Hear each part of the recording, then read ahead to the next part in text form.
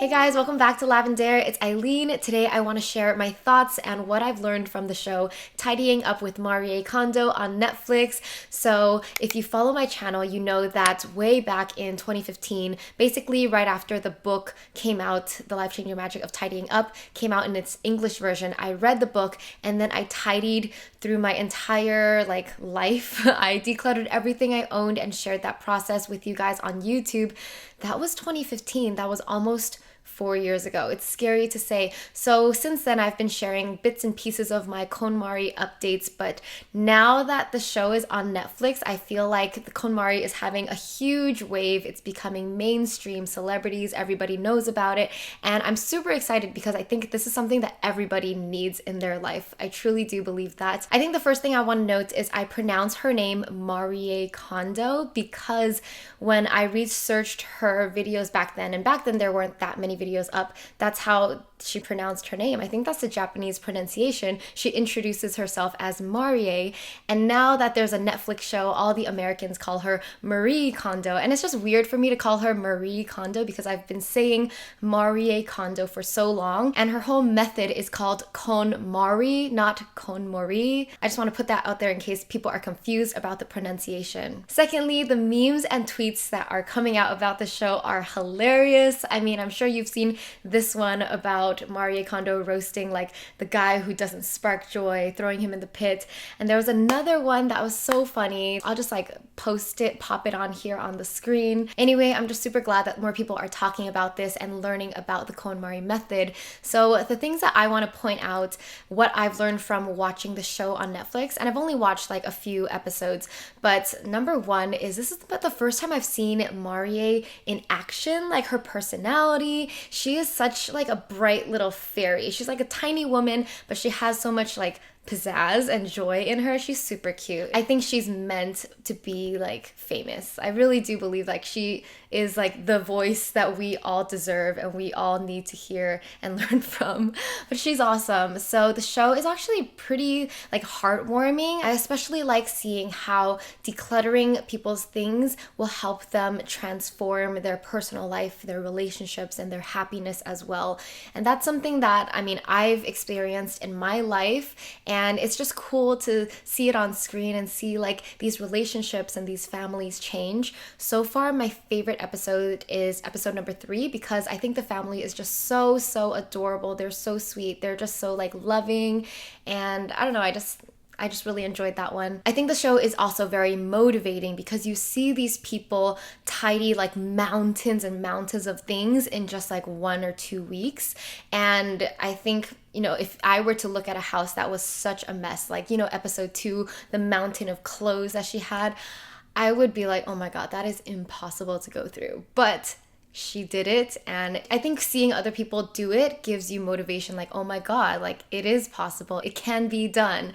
And so it just motivated me to tidy my life. So right now, as you see with the new background, I moved back home and everything is still a huge mess. We haven't fully unpacked and organized because we're basically moving our home into the current home that my mom was living in. So it's there's already stuff in all the cabinets and we have to declutter, make room for our stuff, and I don't know, it's kind of a mess.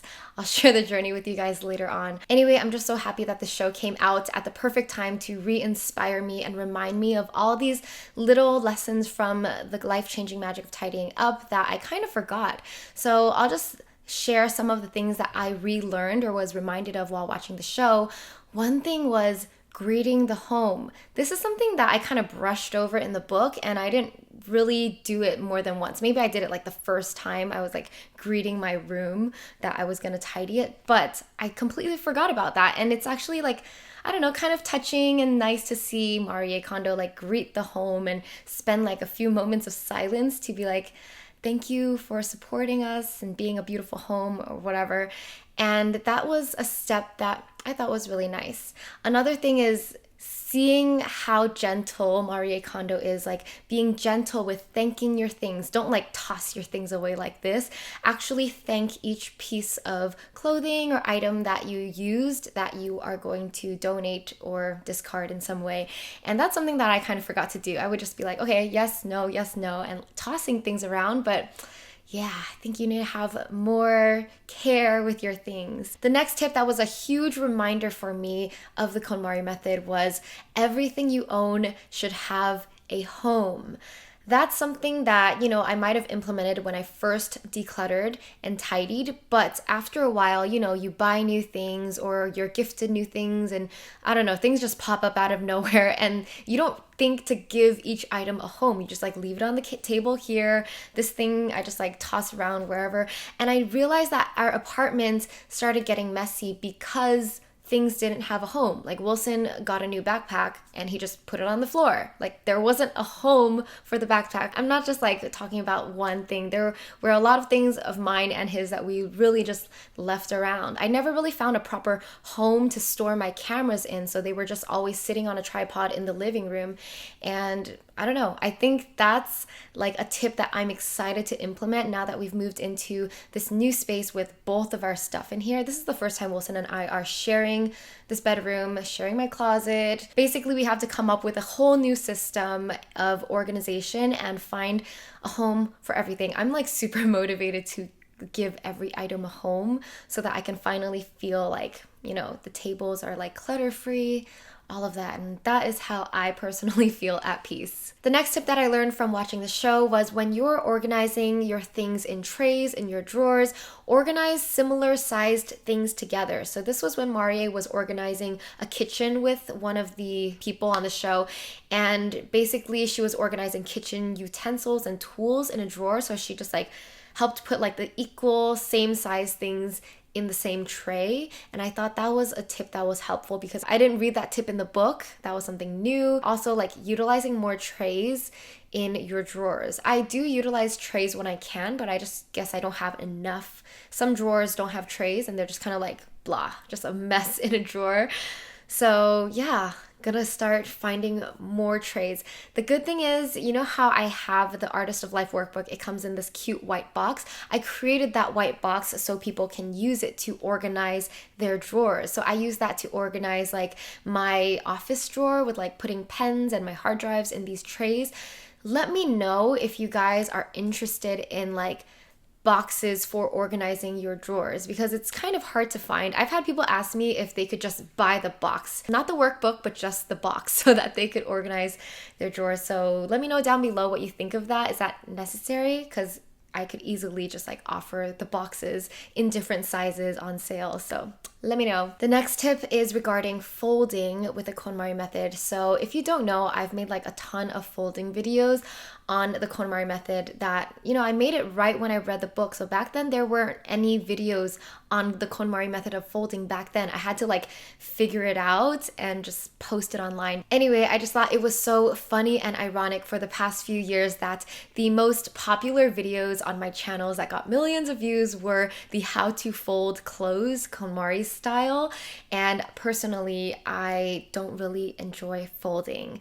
I will leave my laundry just like wrinkled, or I will just like put off folding for a long time, and that's just how I am. I just never really enjoyed that chore. But watching the show, Marie Kondo emphasized that you should have fun when folding. You should thank your clothes each time you fold them, giving them love and care, which is a great tip. And I'm gonna try to implement that in my life more, especially now I live at home. We have more room to fold clothes. I also thought it was a really cute idea that Marie Kondo folds clothes with her children. So if you have kids, or I guess younger siblings, fold clothes together and make it like a fun activity that you guys can do.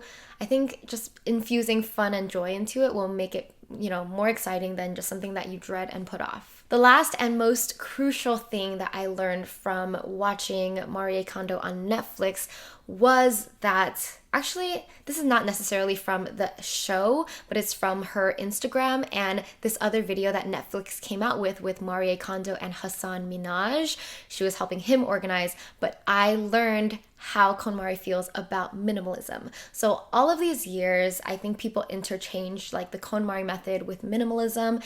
And actually, I think KonMari said it straight that she does not necessarily consider herself and her method minimalism, but It's just about what sparks joy, keeping what sparks joy. So in that YouTube video with Hassan Minhaj and Marie Kondo, Hassan talks about this pen that he really loves. And she asked him, would the idea of having a lot of this pen make you happy and spark joy? And he says, actually, yes. And she says, then you have no choice but to do that. So she's an advocate for like just having the things that spark joy. And it doesn't matter if you have like 100 pens. If 100 pens sparks joy, then you can have it. So that's not exactly minimalism. And over the years, I realized that I really love the KonMari method of like keeping the things that spark joy, like really giving attention and awareness to each item that you own, making sure that each item brings you value, joy, happiness, whatever.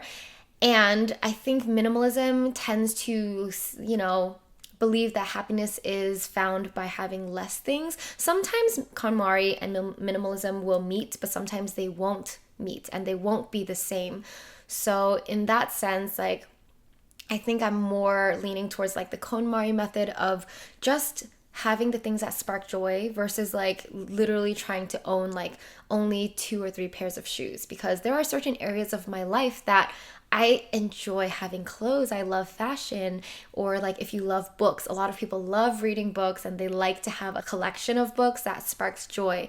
So I think that's how I see things. I don't know if you guys noticed, but I have strayed away from using minimalism, the term, in my videos and my titles for over a year. Like the last time I used the term minimalist in a title was December 2017. And part of it was I was traumatized from like the comments and the criticism whenever I posted a video about minimalism. And this goes not just for minimalism, but anything. People will judge, and it kind of traumatized me because I would post videos like, oh, this is my minimalist bedroom. And people would be like, that's not minimalist. Why do you have this many clothes or this many shoes or this many things?